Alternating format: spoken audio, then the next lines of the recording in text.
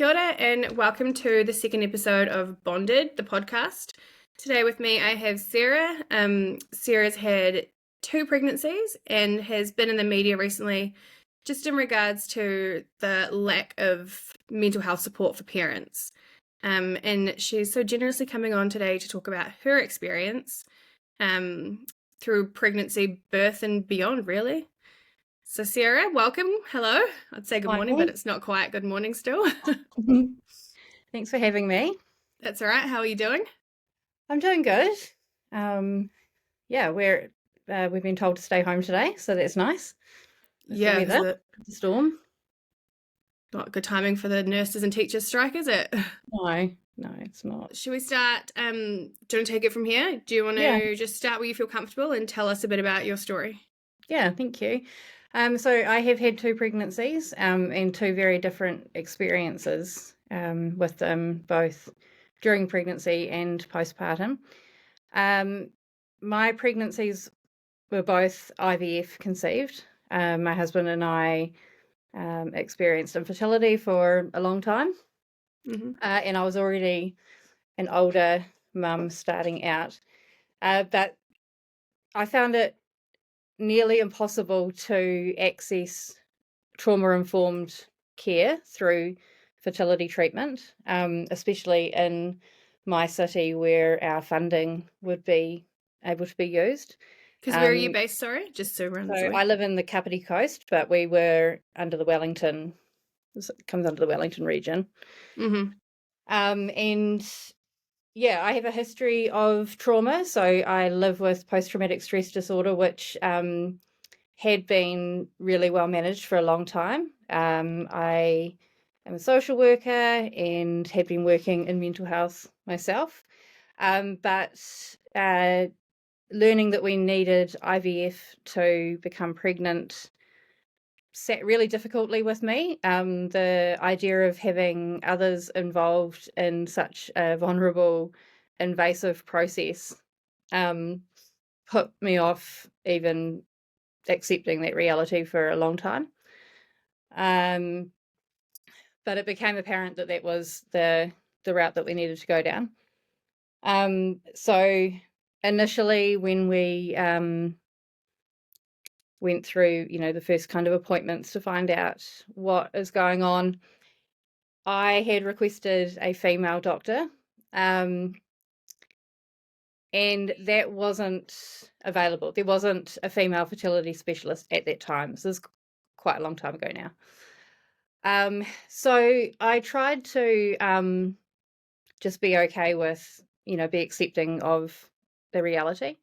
But they were still unable to be trauma-informed and patient-centered. And by that I mean I was told that I would need to come in each day for invasive procedures and have a different doctor each time, a different male doctor each time. Like there was no kind of, even if we were paying privately, I couldn't have one person in charge of my care.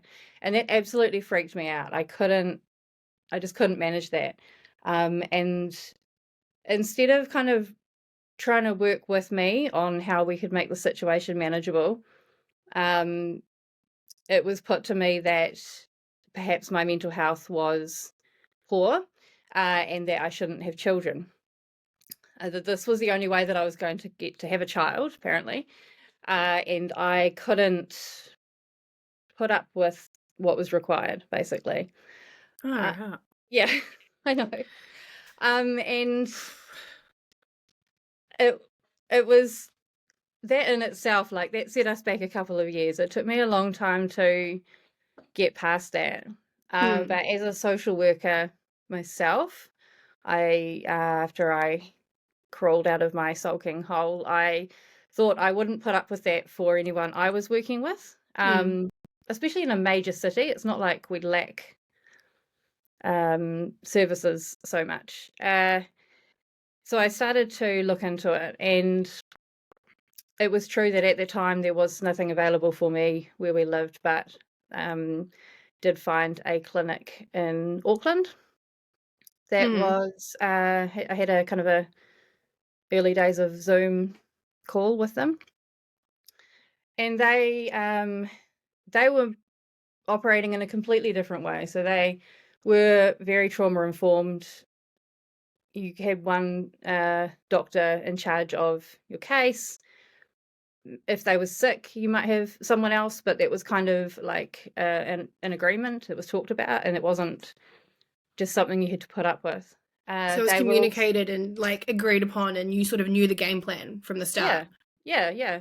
And you knew that that other person was also going to be someone that you felt You safe knew. Yeah. with.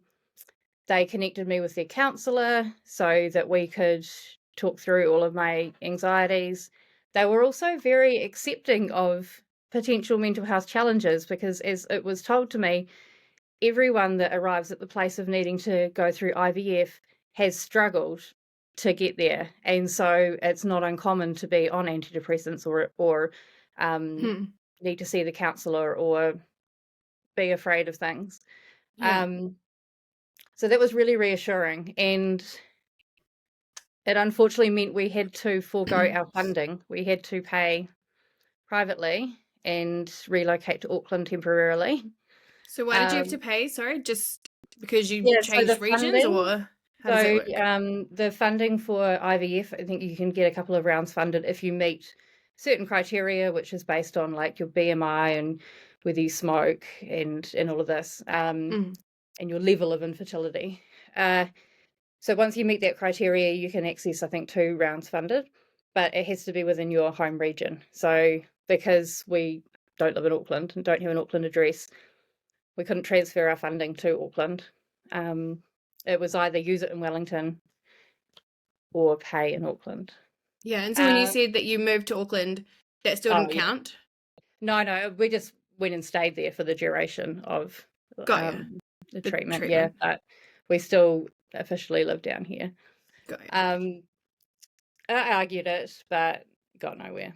And Mm. coming from a position of privilege that we were able to fund this round of IVF, we were lucky. Hmm. And so we went there and we did start this round of IVF.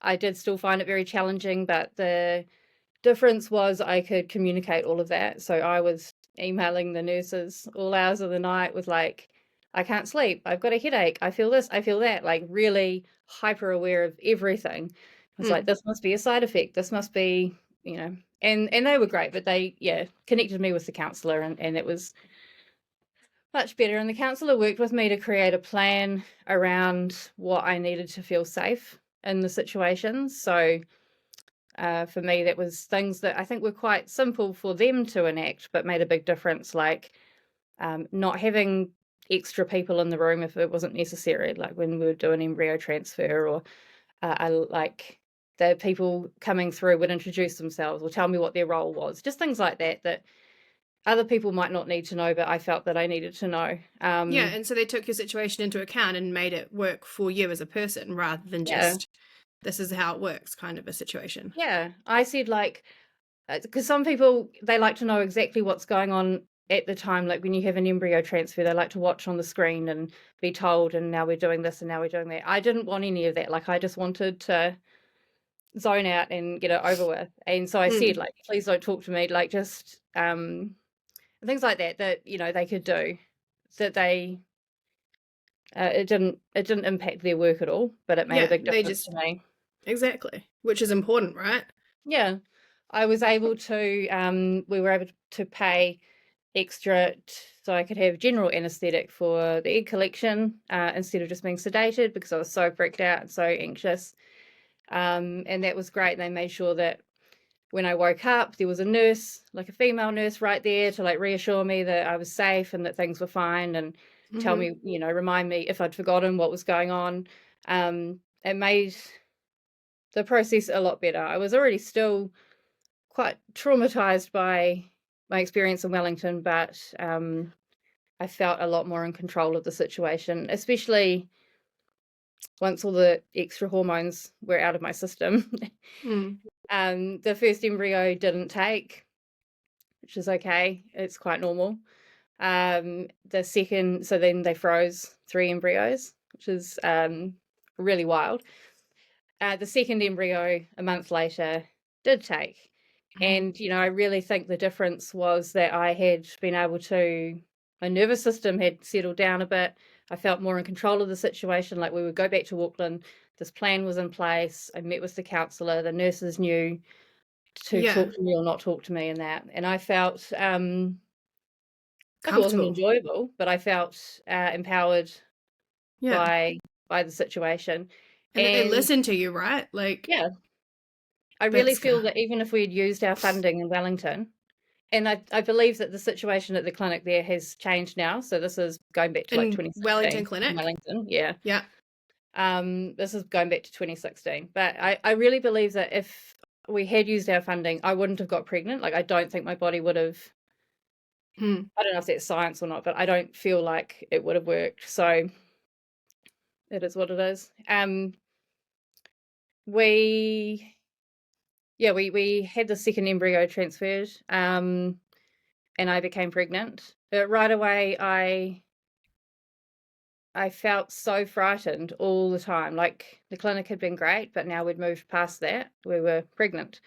And I just felt so frightened all the time about not being in control of my body, what was happening to it. I had lived previously with eating disorders, and suddenly, like, gaining weight was terrifying, obviously, and feeling hungry when I would normally wouldn't be, or craving things that salty things, or just things that I wasn't used to eating. Like, it was so unfamiliar to me, and frightening. But we looked for a midwife. I was quite keen to find one that that wasn't gonna really push things like breastfeeding if it didn't work out. Like, Hmm. I wanted to try and breastfeed, but if it wasn't working, I didn't want to be made to feel guilty about it, things like that. And so we did find a midwife who said that she was on board with whatever, and she Hmm. was. Um, but my anxiety was still very much in charge of the situation, and it was hard for her because they get such limited training.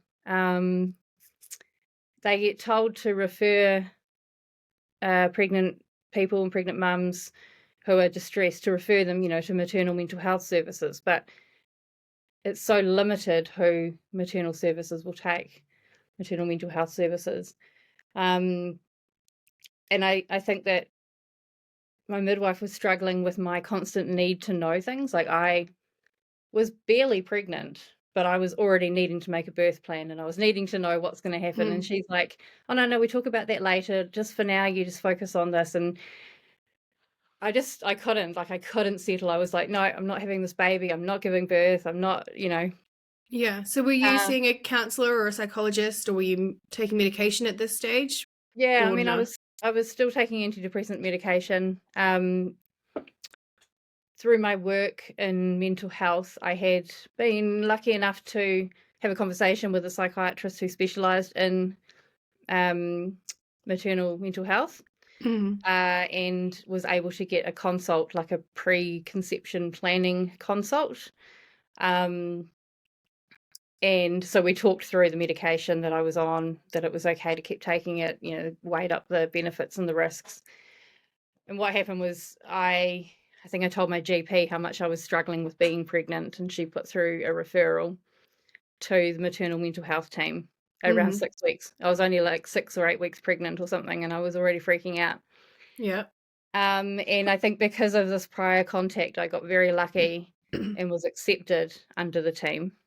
Hmm. Um, and it could have been where we were living as well, the geographical area. I'm not sure, but I it was crazy. I suddenly went from being someone working in mental health to someone working in mental health and using mental health services. Yeah. How was Going that for to you? It was crazy, like going to appointments and being in the waiting room with people I also worked with. Yeah. It was different. At that stage, I was given a nurse under the maternal mental health team who I could see. I think to begin with, it was like fortnightly or something, just to talk. It was mainly just to talk through my worries and my fears. Mm-hmm. So And this that was was a all I nurse. needed. Yeah, nurse, mental health Mm-hmm. nurse, specialist mental health nurse under the maternal mental health team. Mm-hmm. So I guess I'm not sure what their specialist training is, but she's basically just someone for me to listen to and tell her all my fears, and she kind of normalized things for me. Like I kept saying things that I was afraid of, and I think at that point this was good. Like I was able to learn that I could say these things and it didn't mean she was going to try and take my baby away from me. There wasn't any freaking out because I was just verbalizing like I don't want to be pregnant, or I'm having these thoughts of hurting myself or something, and I could say it. And these are things that people are afraid to say, Yeah. but she was able to normalize it. Like that makes sense given your history. That makes sense. This is like a really scary time, and or this is Yeah. a totally different thing to be going through. Um, and So I think that's it's one of the helpful. best things that I could have had at that time. Like I didn't Yeah. need to see a doctor, a psychiatrist, or more medication. I didn't need any kind of more intensive care. I just needed someone I could talk to. She also met with my midwife. Mm-hmm. I like consented to that for both of them, so that she could talk to my midwife about my flavor of anxiety and how I felt like I needed to know things earlier. I almost needed a bullet pointed list of when we're going to talk about this, when we're going to talk about that, when this happens, when that happens, whatever, so that I would know, if I was suddenly getting worried about where I was going to give birth, I could look at this thing and we're going to talk about that then, and know when my midwife was going to come around, and just have more bits of information that perhaps not everyone needs, but it would put my mind a little bit at Mm. ease. And was Um, that how was the midwife with all that? Good. Like Supportive and helpful? yeah, she had been really wanting to support me as best as she could, but Yeah. I think didn't know how, because the way that I was acting, I don't know, expressing my distress, was kind of probably a bit different to what she'd learned about what anxiety might look like. And so that was really helpful. And because I'd come through the infertility and IVF realm first, I kind of had this other layer of stuff that had gone on. It wasn't an easy to Yeah. get pregnant situation. Um, I still made it really, well, she tells me now I shouldn't say it, but I feel like I still made it really difficult for her. I was still contacting her all the time, not because I thought something was wrong with the baby. I felt like something was wrong with me. I was struggling to look after myself and therefore my baby. I was struggling to even feel pregnant, connect with pregnancy. I was really dissociated from what was going on. Like I was really in denial. Mm. I wouldn't let anyone buy us anything for our baby. Like I would just keep saying I'm not giving birth. Now I also have high blood pressure, just always have, and so that was always going to be a factor, like Haley. Mm. And so the plan around that was always that I would have my baby in hospital, and I was okay with that. I was always okay with that idea. I was never particularly keen on a home birth or anything. But I started to freak out because I didn't want other people around. I was really worried about being in this vulnerable situation and there being other people around. And although my midwife had said, it's up to me and we could have just me and my husband and her there and it could be all lovely. All you see on TV or whatever, something starts going wrong, someone presses a button, everyone rushes in, takes over. And it was just my absolute worst nightmare. I just Mm. couldn't get that out of my head. That was what could happen. And it got to the point where I didn't want to be pregnant anymore. I was so frightened because it would mean I would have to go to hospital and this could happen. Was it like were you told it was an induction or was it kind of No, just just you could yeah, I don't labor know. or? Just that I would need to have my baby in the hospital in case something went wrong, in case my blood pressure spiked. There was always a slight risk of, higher risk of preeclampsia, things like that. Mhm. We never got to talk about induction or anything. It was always just because my age as well, like I was 36 at the time, 37, and IVF pregnancy, like I just had these risk factors. So should have the baby in hospital. And I guess maybe they were thinking induction because I was told that I should have her at 39 weeks. Um, Not sure why, just that was just what I was told. And didn't even get to the point of discussing how that was going to happen. I was just so determined I wasn't going to have a baby. I wasn't going to give birth. And my midwife said to me one day, she's like, Sarah, if you can't get your anxiety under control, you're going to end up having a cesarean because the cortisol and the adrenaline will halt your labor or interfere with your labor. And I just thought, oh my God, that is the best idea I've ever heard. I want a cesarean. I want major surgery rather than trying to give birth. Mhm. And it's, bizarre because I know some people are so devastated when they end up needing to have a cesarean. And most people don't want to have major surgery. But it didn't frighten me at all. Like, it seemed like a relieving idea. Um, and it wasn't any of this like, oh, I can't be bothered pushing or an easy way out. It felt like life and death. It felt like this was the only way that we were both going to come through this, Mhm. my baby and I. And I was like, well, can I do that? Like, is that a thing? Can we do that? And she's like, yeah, if you want, like maternal choice, your mental Yeah, health, we good. will go talk to the obstetrician, blah, blah, blah. And my husband was supportive. My midwife was obviously supportive. Mental health nurse was supportive. My GP was supportive. My mum was supportive. Like everyone was supportive. And I felt so much relief because I thought, I'm going to have some control of the situation. She said, Mhm. we'll book it in at 39 weeks. That way you don't risk going into labor first somehow. And I was like, great. So we'll be able to book it. I'll know when it's going to be, bearing in mind surgery could get bumped, but Mm. it felt like even though, surgery is so a scary thing for most people, it felt like it was giving me control of the situation. Yeah. And so I started like buying things for the baby, like playing catch up on the pregnancy thing. I started being able to feel my baby moving. I was around 20 something weeks at this point.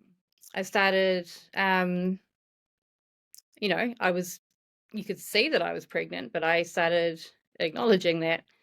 That's Um, crazy. I like how once you kind of had that plan in place that fitted with what you sort of wanted to do and gave you the control and, you got the say in it and you kind of knew what was happening, then it all sort of kind of fell into place almost, yeah, I yeah. guess you could say. We chose to find out baby's sex, and so we Mhm. found out we're having a girl, and so we immediately, just talked about names and um, you know, decorating rooms, this kind of stuff. Uh, she was the first grandchild for any of our parents, well, either of our parents, so 4 parents, obviously, and so, like, everyone had been wanting to be excited, and I was like, "No, it's not Mm. happening." So, this was exciting all around, and, around 20 something weeks, my midwife made an appointment to see the obstetrician to book this in.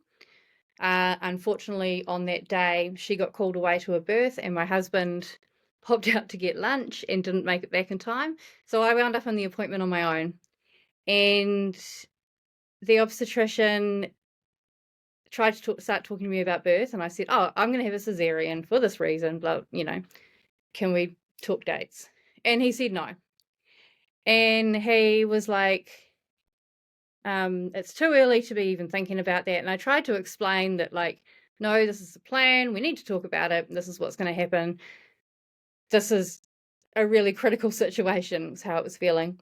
Hmm. And he said, no, I'm not going to approve it. And that women with a history of sexual violence find giving birth cathartic in his experience. Coming from a male as well. Yeah, yeah. Coming from a male who is there until the baby is born and isn't there for the aftermath. Mm. And yeah, so in his experience, it would be cathartic for me. How was that? I Alone in this meeting without Yeah, anyone and else with you. he didn't ask me what support I have. Mm. I think he assumed I was on my own because I was there on my own and it was an IVF pregnancy. Maybe he assumed I was a solo mum. I'm not sure. He didn't ask. But he told me that I wouldn't be able to care for my baby because I'd be, recovering from a cesarean. He told me it would be a much longer physical recovery, which, could be true, might not be. That I wouldn't be able to bond with my baby. And I said, All right. I'm concerned about the mental recovery and not bonding with my baby. I'm concerned about not even getting to the point of having a baby. And he just wasn't interested. My views weren't important. I felt like I was just the person carrying the baby and he knew what was right and what I needed wasn't important at all. Which And I I feel like left such that. a kick in the guts after Yeah. all this work that you've done and all the people that you've involved to feel like we're okay with how things are going to then have Yeah. that in your face. I was devastated. Like I left, found my husband who was wandering around trying to find me. We tried calling a midwife, but someone was, having a baby or something important. So we could just leave her messages, but I was like absolutely devastated. I felt like I started thinking strange things. Like I became so agitated and wound up and distressed. I was like, I need to get away. I need to run away. I didn't want to terminate the pregnancy, but I also didn't want to have this baby like Yeah. in a hospital. And I was like, what do I do? Like I don't know what to do. I started thinking I should get a boat. I don't know where. Okay. There's a beach here. Get a boat, Yeah. sail somewhere, and deliver my own baby by cesarean. Like these were the things I started thinking, just to avoid the situation That. that I felt Yeah. of him being involved with me having to deliver the baby. I Were you still in maternal mental health? Yeah. So I was able to verbalize it all to them, and they were concerned, and my midwife was concerned, and thankfully she seems to hold mana and is fierce, not in a nasty way, but she is a fierce advocate for her mums and families. She told him that he should listen to me and that I was serious and that our lives were at risk. And so he said, he didn't approve it on the spot with her, but he said that he would approve it when we met next at 30 something weeks. So I still wasn't completely sure that he would. But I think my midwife managed to reassure me that it would work out one way or another, like with or without his personally his approval or something.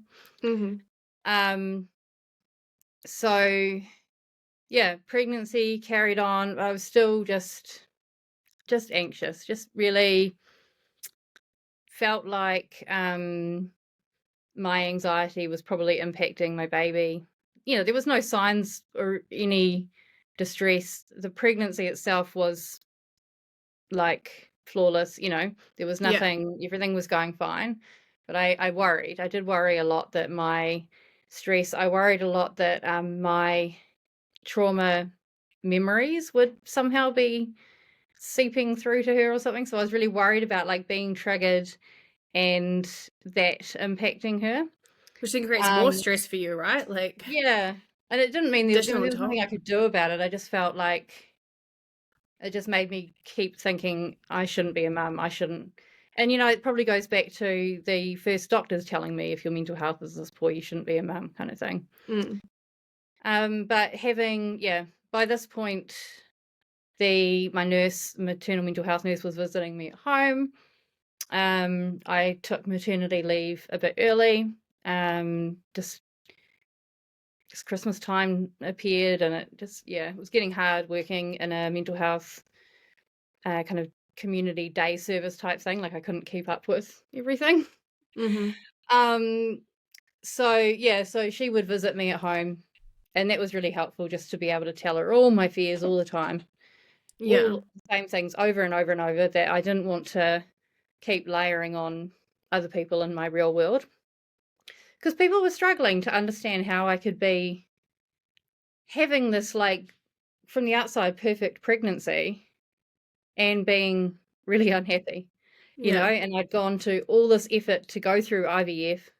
After years of trying to get pregnant, I finally was pregnant with a very healthy baby, and I was miserable. And people found that hard to understand. I found that hard to understand. Like, I thought, God, I'm terrible.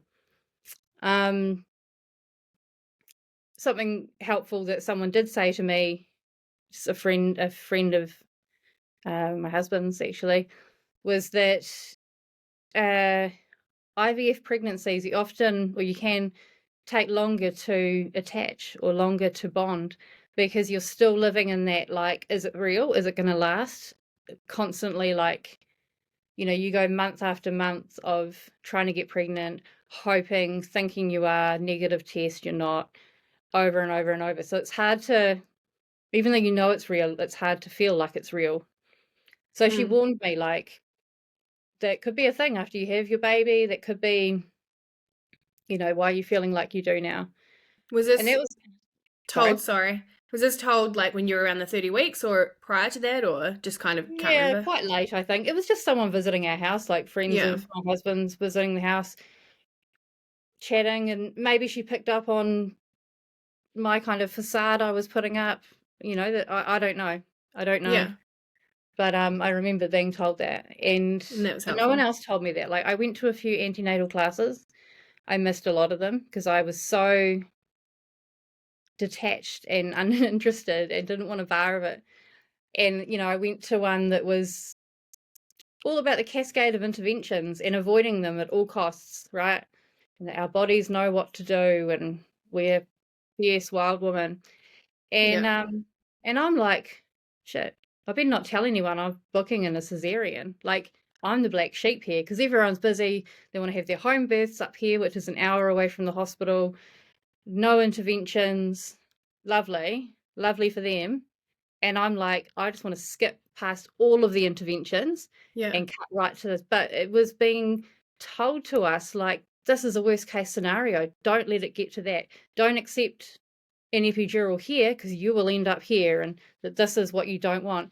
And I was like, there's no way. I think I said that I was having a cesarean, but I lied. And I said it was because I have high blood pressure, that it had been recommended, which was the opposite. Like, it wasn't the case, but I didn't feel like I could actually front up about that, which sucks. Like, I wish that there was room in antenatal classes for Everything. For that. And likewise, I went to one which was about breastfeeding or feeding and stuff. And it was like, yeah, like, I will do that if that works for us. But I'm also okay with not doing that if it doesn't work for us. But there was no one showed us how to sterilize bottles, or, like, mix up formula, or even, like, express milk to put in the bottles to feed them. It was like, this is how you do it. Don't do anything else. In fact, if you have a cesarean, you might have to bottle feed, this kind of thing. So I didn't connect with the antenatal classes. I didn't find that reassuring or anything. I felt like an alien in them. Which then wouldn't help again. No. So it's another I layer don't know of if they just talked pressure and about everything. bonding or anything. I don't know. But I was there when they talked about postnatal depression, and being someone that has experienced depression and working in mental health, I found it very surface level. I found it very my husband found there wasn't a lot of information for the partners or the dads about what they could do to help. It Or was just signs to kind of look out like, for? Was there anything like that for the partners? it probably was. Like, I think we had got a pile of like cards with, I guess, signs and symptoms on them, and you had to put them into the piles. Is it the baby blues or is it postnatal depression? Or I don't know. It just didn't seem. It just seemed like a tick box. Yeah. Let's go back to talking about baby carriers. Like, you will wear your baby, you will do Yeah. this. So I didn't go to many of them because I felt like such an outsider. Hmm. Um, but as we got closer to the time, we got to this 33-week mark, went to see the obstetrician again, and he brought up birth. And This is the same obstetrician as previously? yeah, Was there an yeah. option to change obstetricians at all, or? No, not without going into Wellington, but this one would come up to Kapiti. Got ya.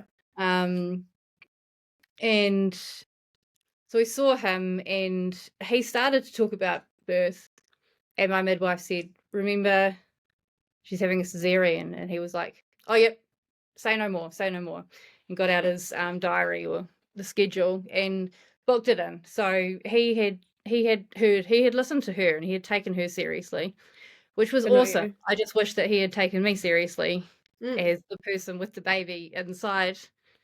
Yeah, the Um, person going through it and yeah, knowing yourself and what you've been through and sort of how far it's taken and how long it's taken to get to where you were comfortable. yeah. Just didn't listen. No, but he booked it in, and my midwife then behind the scenes, she like made sure that I was first on the list for surgery, so I was less likely to be bumped. Mm-hmm. She talked to them in advance. So this is pre-COVID. She talked to them in advance about my husband being able to stay on the ward afterwards, which is not normally allowed. But yeah, I don't know, she just went and organized these things without even us having to, She decided that she would come and be there, which she didn't Mm-hmm. need to. Just all these things, and I kept being like, wow, this is amazing. Because I was in one of these Facebook groups for due February 2017. And a lot of the mums in there were having not such great midwife experiences. Their midwives were not around or, whatever. Mm. So I felt so lucky that mine was such an advocate and fierce about it. And she kept saying to me, no, this is what you do. This is who I am. And I was like, I don't think you realize that this is not everyone's story. Experience. Yeah. Was she championing like your husband staying with you on the ward and stuff because you asked her to, or did she just know that that was going to help you Yeah, she and just just kind of did all these did things? it. I hadn't even thought of it. I didn't even know there was a rule or anything. So Yeah, so she she just, just thought about the whole process and how she could best support you and yeah, make I sure the think she system thought supports about you. what would I need, or like she'd got to know us over this time, and Yeah, amazing. um, yeah, it was quite amazing. And because I think she knew how important it was for me to know when I'm going to hospital, when I'm Yeah. having baby, like within the bounds of what you can possibly know. Yeah. But so she just figured it out for herself to make sure that I don't get bumped to the next day. Like if we put it in the morning, I'm more likely to have baby that day, or Mm. this kind of thing. She just did that herself. It was amazing. Good. And said that she would be there, which she didn't have to be, like for a Mm. cesarean birth, an elective cesarean, a planned elective cesarean. um, yeah, it was quite amazing. And we went to hospital. Well, we went to Wellington the night before. It was pretty wild, like going into Wellington, knowing you're going to have your baby the next day. Yeah, I Um, can imagine. we didn't tell everyone that that's what we knew, but we went and stayed in town so that we were closer to the hospital in the morning. Hmm. And because at that time it was only me that was driving, and we went to hospital, and um, it mostly went smoothly. I mean, I was first on the list, and I was getting all prepped for surgery, and they had put my spinal block in. I was staying awake, but with a full spinal block. So I was all numbed up, and I was lying on the bed, and I had decided that like I felt good about it all, like it was all going to plan. I wasn't afraid or anything. But then the alarms went off, like to say there was an emergency. And so they couldn't send me home because I was already Had a spinal numb, block. Yeah. But the surgeon and other people did have to go and deal with an emergency, which turned out to be fine, so that was good. But they were gone for about an hour. So I was just busy chatting away to whoever was out in the room still. Who was there? Like midwives and anaesthetists. So were you on the ward at this stage, or are you? Yeah, I was in theatre. Yeah, like literally in theatre. Yeah, literally in theatre. I had a catheter in, I had a spinal block, I had all of this. It was all ready to go. Waiting. Just waiting. So the other people in the room, the nurses and midwives and stuff, they all stayed. Like just the yeah. So when just the surgeon yes, so when the surgeon came back, it had been like an hour. And so they, got underway. And they delivered her fine, held her up. She was wide awake and looking around and like all healthy and awake, and they did all the weighing and stuff, and they came and they put her on me. And I didn't really feel anything, literally couldn't feel much, but also I was just kind of like, this is surreal and weird. There's now this baby on me, but okay, this is my baby. This is cool. And and then I started feeling like cramping pain. It started out like period pain. And I was like, oh, that hurts. And the anaesthetist was still on my side, and she's like, what? And I was like, that really hurts. Everything is caving in. I felt like my abdomen, I felt like everything was caving in. It's just how it feels. I started feeling dizzy. She's like, what do you mean? Can you feel something? And I was like, I can feel everything. Like, this is such bad pain. And it was Holy moly. They were like, are you saying you can feel stuff? And so at this point, like, they haven't even started to stitch me up or anything. Holy heck. I was like, oh my God, like, I'm getting dizzy with pain. And they asked if I wanted them to take my daughter, take my baby. And I was like, yeah. So I had this weird feeling that I was going to crush her. Like, I don't know how that would work, but I felt like everything was caving inwards and she was going to get crushed. I don't know. Just the worst pain I've ever felt.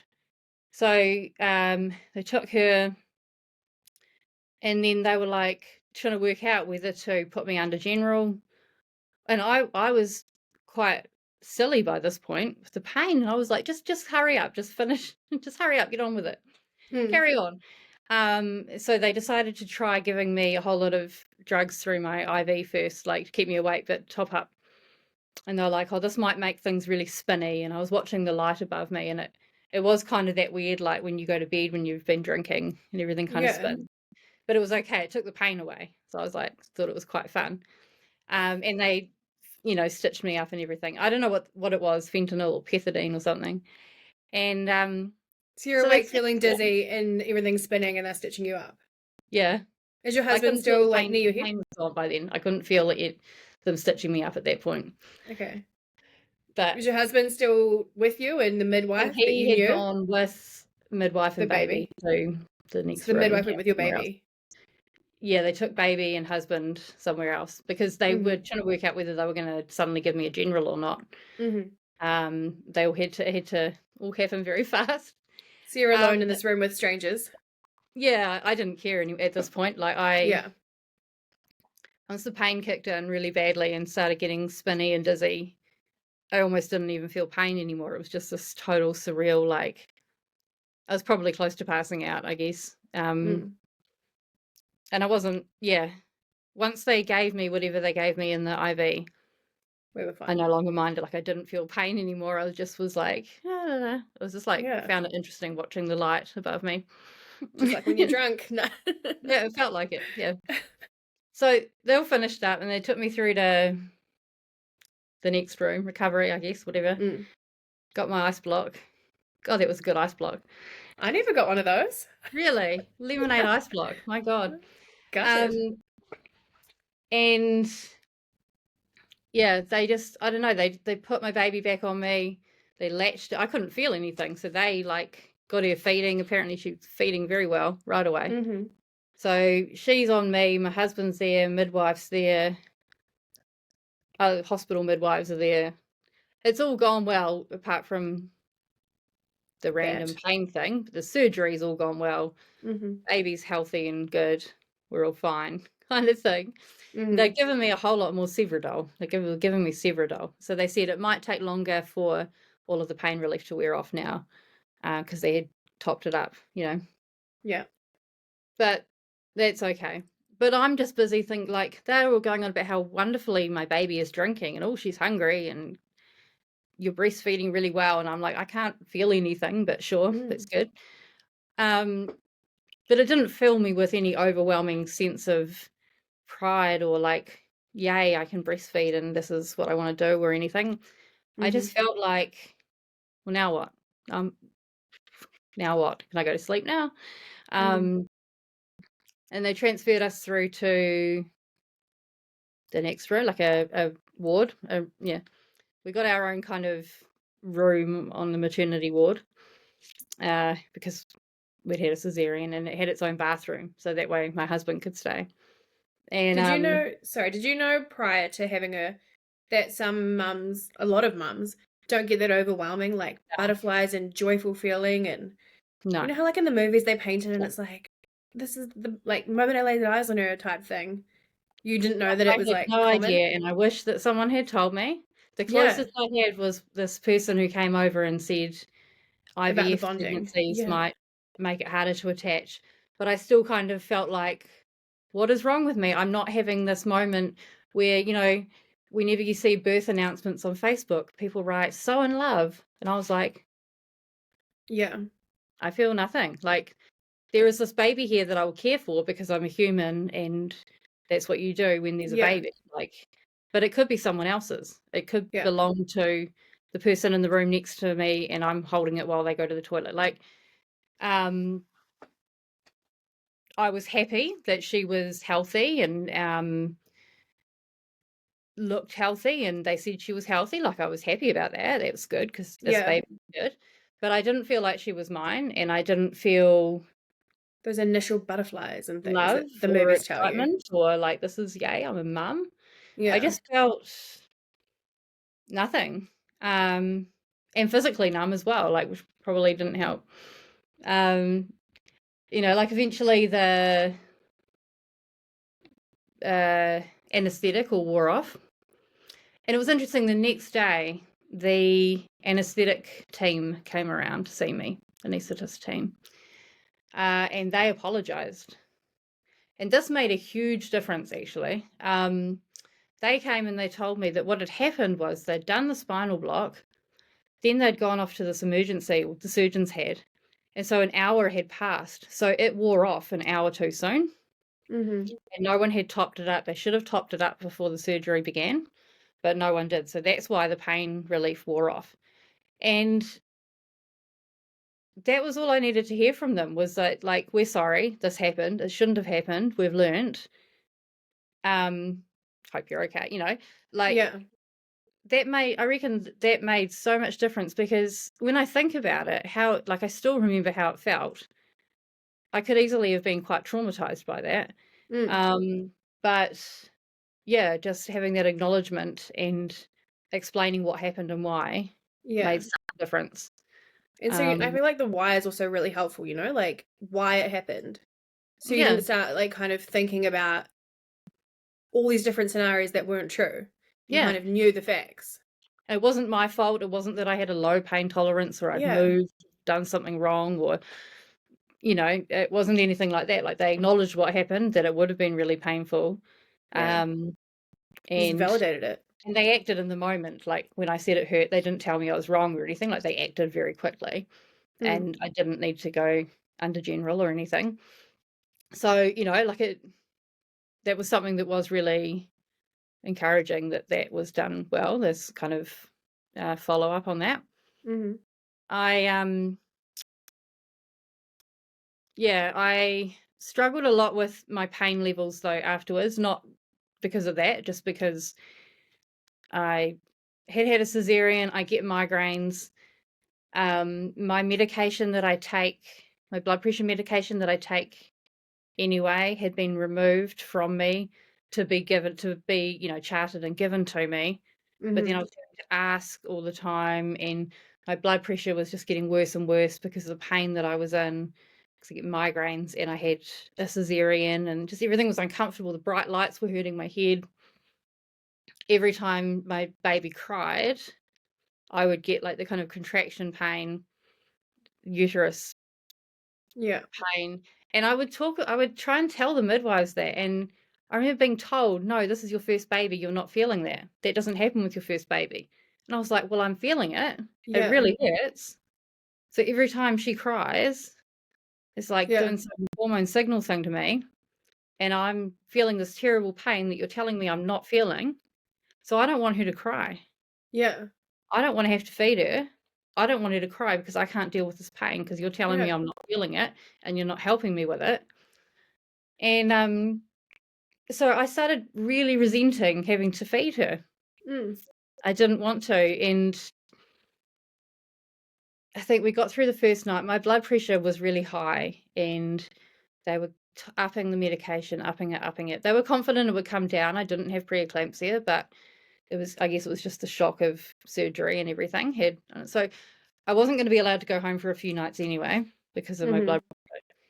And so after the first night, I was still in so much pain, and we had to keep reminding them to come and give me more Panadol and Nurofen, whatever it was that you're allowed. Yeah. My husband was writing it in his phone, like what times I was getting it, to try and keep on top of it. But they were just so busy and so understaffed or something that it was just like by the time you pressed a bell, they came, asked for it, then someone would bring it. Like I was not keeping on top of it. Yeah. And then the second night, which we had been warned would be a hectic night, she would, baby would be cluster feeding or whatever. She just didn't wake up all night. Like she barely woke up all night.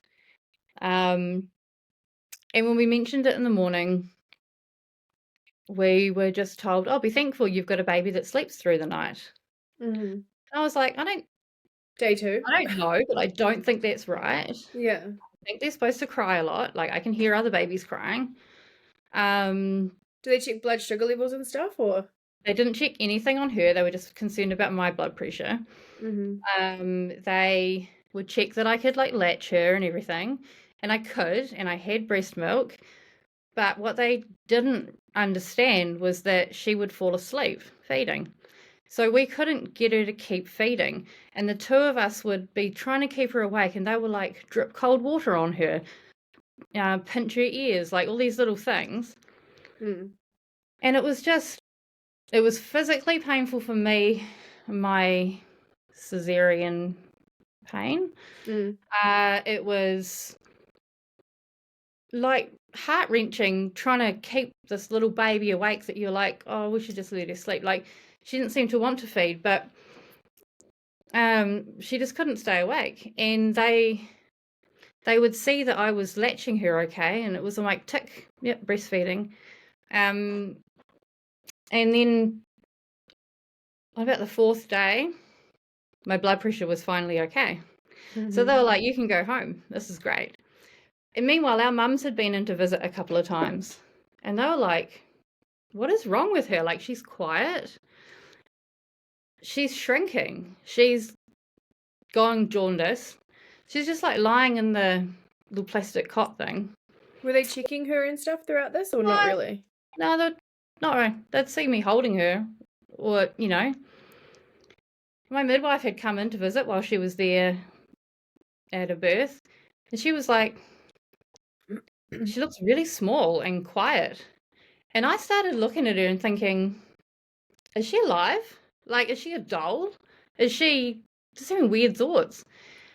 And I was in so much pain, and I was like, well, if she doesn't cry, I don't get this pain. So I was Yeah. like, well, no one's worried that she's not feeding. She Yeah. must be fine. This is good. And but I started was like, is she even alive? Like, I started wondering, and I started having these thoughts again, like weird thoughts, like not quite real, but I don't know. And on that fourth day, when they finally said my blood pressure was good, and so they were going to discharge us, they weighed her, and she had lost so much weight. And then It's everyone insane freaked to me that out. it took that long to weigh her. I mean, Yeah. I'm not a hospital worker. I don't know how the processes are. And she was small to begin with. Because I have high blood pressure, I think it means I grow small babies. Like, she wasn't too small, but she was like on the 7th percentile when she was born, Oh, which wow. was okay, but it was small. Yeah. She didn't have a lot of buffer. Yeah. So they came and weighed her. She'd dropped to the 3rd percentile. So she'd lost over 10% of her weight, and they freaked out. Everyone freaked out. They rushed her off to the NICU they brought her back quickly. She didn't have to stay, but they took her there because they could test something or other quicker. Yeah. They didn't tell me what was happening. They said, we're taking her to the NICU, took her. And I was like, what? Why? Where? Is she okay? Is she dying? So you didn't get much information at all, really? No. They said she was cold, that we hadn't kept her warm enough. So then my husband got upset because he felt that it was his responsibility to be dressing her and stuff because I was, in bed. And he was like, but Yeah. no one's told us anything. Like, we've just and the lactation consultant came, and I'm sure it's just a choice of wording, but it was rubbish, that I was starving her. Her blood sugars were too low because I was starving her. And I was like, we've been trying to feed her. She hasn't been waking up, and you all aren't worried about it. And when she does latch, she falls asleep. So they brought her back from NICU, and like she was okay. She was just too small and sleepy. So they said we couldn't go home until she had gained some number of grams. And we were on this 24-hour feeding plan that was on a bit of paper. And basically it was we had to feed her for this long, which involved 3 of us. A midwife had to be there to supervise at all times. And it would take the 3 of us to keep her awake to feed. And then when she'd finished feeding, I'd have to express milk. I was like, cool, when do I eat or sleep or shower? And it's no time for any of that. It's around the clock. I was like, can we have a bottle? Can I just bottle feed her? Like, can we top it up? No. Because I had breast milk and that's best. Wasn't allowed any formula. I wasn't allowed anything like that. So they just flat out said no? Yeah. And because it's the hospital policy, because it's, and it was interesting watching Hayley's thing because this is the same hospital and she had a different experience. Yeah, later, obviously, than us. But yeah, no, it's like against medical advice to give formula. I think if we had brought formula with us and bottles, we could have signed a thing to go against medical advice and used it, but they were not going to facilitate that, and we had nothing. We did this plan overnight or something, and she gained the grams. My blood pressure stayed marginal, and we decided to leave in the morning. They were like, your midwife will come over tomorrow and the next day and check, and then you will be brought back to hospital. She'll be brought back to hospital if she loses this weight. So yeah, sure, cool. Going home now. We knew if we didn't leave then, we would be stuck in for the weekend. So we left and we went home. And the first couple of nights were awful. Like, we just couldn't get her to stay awake. Having to be trying to start feeding her like every hour, because then it would take like 2 hours. Like, it was just to get the whole process done. It was just awful. And when our midwife came over again, like day 3 or something, because my blood pressure I probably should have gone back to the hospital, but I refused. For me, I was like, I'm not getting stuck there again. I was on like 4 times the medication I would normally be on Oh, for it to get it down. And, well, I was like, "We are miserable, like, this is no good, and she's just getting worse." And my midwife said, "Get rid of that plan, adjust it." She didn't say get rid of it. She said, "Adjust it, yeah, extend it out by an hour, leave her sleeping for another hour and see what happens." And we were like, "Oh my god, we can't do that, she'll die." yeah. But we did it because we were exhausted, and amazingly, she started waking up on her own hungry because She had she enough was time to be getting hungry. that signal to her to wake her up. And then she would latch and feed, and she got stronger and she gained weight, all because we were given the permission Yeah. to First deviate. time parents as well, right? Like you just take the medical advice that you get given Yeah. and you just go, okay, you know, you're a medical professional, you know what to do. And I was so afraid of having to go back to hospital because I felt so trapped there and Yeah. judged. Um, but I didn't know that I wouldn't necessarily bond straight away. Mm. And I secretly felt like such a monster because I didn't feel, I felt like this baby, I want to care for it like any you know, like you would Yeah. if you suddenly wound up with a baby in your care, you would do what is needed for it. But I didn't feel like this is my baby and I'm so in love. Mm. And I thought, I'm just the worst person in the world. I shouldn't have a baby. This is all my fault because I didn't bond while I was pregnant. I didn't feel connected. I felt detached. I had thoughts of ending it. I had thoughts of doing all sorts of things. I started thinking that that's why I felt so disconnected. And eventually, probably about the 4th or 5th or 6th day, I texted my midwife. I was too scared to talk to her in person. I I was going to texted say, her. did you reach out to anyone or how did that I, kind I, of work? I texted my midwife and I was like, I am the worst person in the world. I'm a monster. You need to come and take her and give her to someone else. I don't feel anything. I feel so miserable. I told her how I was feeling. And she replied pretty quickly and she was like, "Oh, that's so normal." And, like she's had a number of kids herself, like, and she's very experienced midwife. And she told me that she felt like I did with one of her kids. Yeah. And I was like, oh my God, if she can feel like this, and she is like this amazing superwoman mother midwife, if she can feel like this, oh my God, why does no one tell me this? Why does I know. no one tells you? And then, then I looked into it as well and I was like, oh my God, it's so common. It is so common Um, and no one knows about it. And I don't know no. why.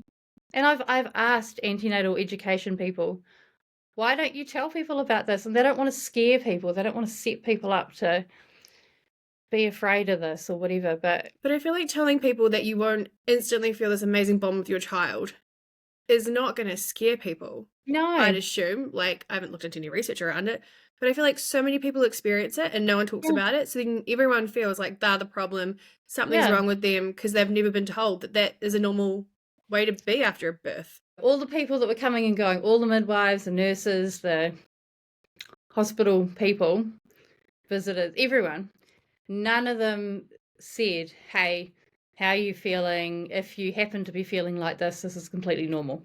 Yeah, or even Like, just, do you feel bonded to your child, you know? yeah. But I'd imagine that a lot of mums would lie in that situation. I certainly felt like I was acting, like I felt like I was Mm, pretending or like thinking, how should I be acting and pretending to be? But, someone could just come and say, there's a whole lot of ways that you could be feeling right now. And if you're feeling like this, that's great. If you're feeling like this, that's great. This is okay. This is okay. And yeah. you'll shift between them and it's okay. And then, I could have processed that on my own. Mm. And even if I never said anything about it, but yeah, no one says anything. And it's devastating because it really made me feel like there is this perfect little baby here that I don't deserve. She deserves someone who, because I would have like people come to visit, mums, my friend, all of that. They seem to be a lot more in love with my baby. My friend visited and was carrying her around, and I was like, oh man, she should take her. Like she's a great mum. Mm. She should take her. Um, yeah, it's devastating. Like, it has such an Yeah. impact. But so even once I knew that it was normal and it was okay, I still felt like damage was done In that time being. by just that process. And kind of after, like, it went on for a while, and it was like I was grieving the loss of what pregnancy could be and what postpartum could be, had I had access to trauma-informed care, trauma-informed postnatal care, Yeah. uh, informed about, like, the spectrum of how you might react, and also that the way that I was responding or not responding made complete sense given the context of PTSD, being an older mum, like having had a life beforehand, going through infertility, IVF, like going through all of that. It made perfect sense that my mind was protecting me still in Mm. case this ended, in case this wasn't real, in case this didn't last. Did you It have took a any maternal mental health check-ins after giving birth? Like, yeah, at so any the nurse, my nurse, she visited at the hospital Yeah. once, and yeah, listened to that, or to me. I think when she came to visit was when they'd already decided that my baby was too small and everyone was in panic mode, so there wasn't much room for her to be Yeah. there. And then she continued to visit me at home every week for a year, Mhm. and it was amazing because I struggled with the bonding, but I also struggled with like, my baby was very screamy to begin with. I don't think she was colicky or in pain or anything, but she was, and 8 years later still is, like, very happy or very upset, very, and Mhm. expressive of that. And she was very screamy, and I was in my self-hate, self-doubt, couldn't sleep, couldn't eat, not looking after myself kind of defense thing again. And my husband and I would both hear her crying. We'd hear the same thing, and he would be like, "Oh, is she hungry, dirty, tired, this and that?" I was like, "She hates me. She's telling me I should leave." Like, Yeah. I was hearing something completely different. Her screams were like piercing my soul and my brain, and I kept thinking, she doesn't want me. I'm hurting her somehow. And her eye, like, I had been warned that babies stare, but man, that was next level. The way that she was staring, like they do, like, I know that's normal, but Yeah. in my state that I was in, I was like, her eyes are telling me that I'm harmful, I'm bad, I shouldn't be here. It was wild, and Yeah. I was so lucky that her dad was here as well. Mm. And nurse would come around, my midwife, my friend at the time would come and look after her. Both of our mums are local, so I could hand her over. Mm. But yeah, so the maternal mental health, yeah, the nurse still came every week for the first year. I had a couple of consults with the psychiatrist at that point about medication, um, tweaks and things. I'm not sure that was all that helpful because wound up on quite a combination of things, but Mm. definitely just having the person who came over that I could say all this stuff to, like, I'm scared, or I'm unhappy, or I don't feel anything, and not, like, I never worried that she was going to tell me that I should give her up or anything. Yeah. Um, our midwife came around towards I think she leaves at like 6 weeks or something, and I was still struggling with breastfeeding. Like, I had the milk, but I hated the process of it. I hated it. Hurt my back, however I was doing it. Mhm. But I also just hated feeling trapped and uh, physically, like, sensory overload. Yeah. Um, and she could see, she would come around and I'd be crying while I was feeding. She's like, You don't need to be crying. Like, you don't need to do that. Why don't you express the milk and feed her?" And I was like, "Oh, Mhm. okay. Am I allowed to do that?" Like, because Yeah. didn't get taught that in antenatal class. So, she got me set up with a pump and bottles and everything. Because, we'd been taught this whole, like, if you do that, they'll never latch and then it will be bad. Yeah. But it was great because it meant my husband could feed her bottles. I could still give her my milk. But I wasn't looking after myself. I wasn't eating properly. And so I was producing all this milk, but it wasn't very good. It wasn't sustaining her. It wasn't making her gain weight, whatever. So Mm. midwife said, like, why don't you add some formula as well? Great. She's Yeah. like, how do you feel about formula? And I think she was worried that I was going to be upset by the idea, but I was like, well, we've got this tin just in case. Are we allowed to use it? Yeah. So we started just like doing both. And it was like kind of the best of both worlds, really, because I could still have this superpower of being able to breastfeed her when she was upset, or like a nice morning snuggle that I still liked, this kind of thing. And we could give her the formula and be confident that she was getting full and getting anything that I was lacking, she was getting in the formula. She would sleep through the night. Husband could feed her bottles. Mm. So grateful to Amazing. have a midwife that was just really chill about that. Yeah, it just gave you like the option and sort of just like the reassurance that it is okay to bottle feed your baby, Yeah. to feed them. Like it's Yeah. fine. It's totally fine. Yeah. And that, I could breastfeed her as much or as little as I wanted. Yeah. I was aware that, my supply would dry up or this or that. That was like, that was okay. I would just do what I could do, what I wanted to do for as long as I wanted to. She was still gaining well and very healthy and everything on the formula, Mm. and that worked. Yeah, perfect. Hmm. And so then the So mental health, as it kind of time went on, how did that go? yeah, so we were with them. I was with them For a year? at around a year. Yeah, so it wasn't that they were going to discharge me, but my nurse was leaving to move elsewhere.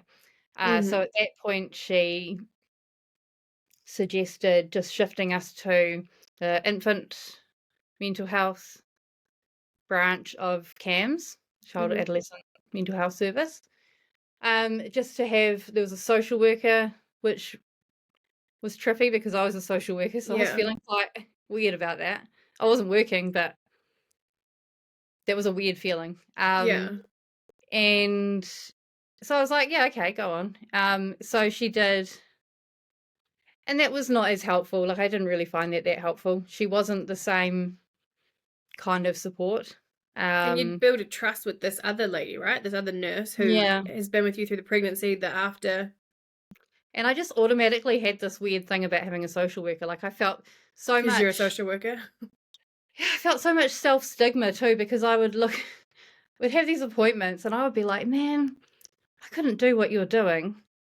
Therefore, I can't be a social worker again. Like, I got this Yeah. real bee in my bonnet about it. And I kept thinking, God, she must think so badly about me and all of this. And it was only eventually we were talking about the work I had been doing. And she was like, man, I could never do that kind of, bigger picture work, policy, blah, blah, blah. And I was like, yeah, I could never do what you do. And then I was like, that's the thing. We do Yeah. different work. Yeah. It wasn't that I couldn't do her job. It was that I never wanted to do her job to begin Yeah. with. Exactly. So yeah, that was funny. But yeah, it honestly, it took a couple of years to really properly bond. It was Mm-hmm. Mother's Day of the second, like Mother's Day when she was 2. So she was born in February. So yeah. Um, then my husband was like, "Oh, what are we going to do for Mother's Day?" kind of thing. And he was talking about going to his mum's or something. And I got a little upset. I was like, "Oh, it's my Mother's Day." And I realized it was the first time that I actually wanted to celebrate Mother's Day as mother, and like, this is my daughter, and I'm Yeah. proud of her and all of that, like, and I really felt, a bit like properly connected rather than just I'm caring for this baby. Yeah. Um, we had done some things, like I had done the Circle of Security course through maternal mental health, which Mhm. was really hard but really useful.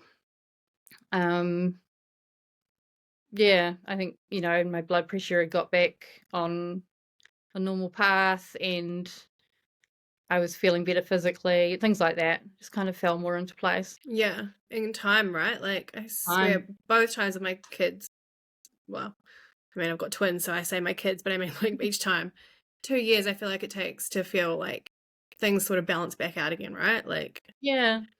And I felt like I had a psychologist as well under ACC. I had mhm, ACC sensitive claims. And I think just one day, like, 'cause I felt a lot of guilt and shame, I guess, about my pregnancy, and that I didn't really make much effort to look after myself and therefore her. Like, I was lucky that our health was both fine. But I didn't feel connected. I didn't feel like I wanted to go around and show off my belly, or, like, yeah, I felt like I didn't like it. And I felt a lot of guilt about that because I felt like I don't know, like it was my fault, and mm, therefore I caused these problems. And I felt like there was going to be like this lifelong resentment that my daughter would feel. Um, but my psychologist at the time explained to me that I was probably, like, it was trauma responding from my past, but also then from the IVF and just being pregnant and everything. It was so triggering, for everything being out of control of my body, yeah, that I was just in this dissociated state the whole time. It wasn't that I wasn't connecting. It wasn't that I was not doing something. It was just that my brain was protecting me. mm, And it made me feel better about how it had yeah, been. And, my daughter's 8 now. I don't think it's affected her yeah, sure it at all. hasn't. No.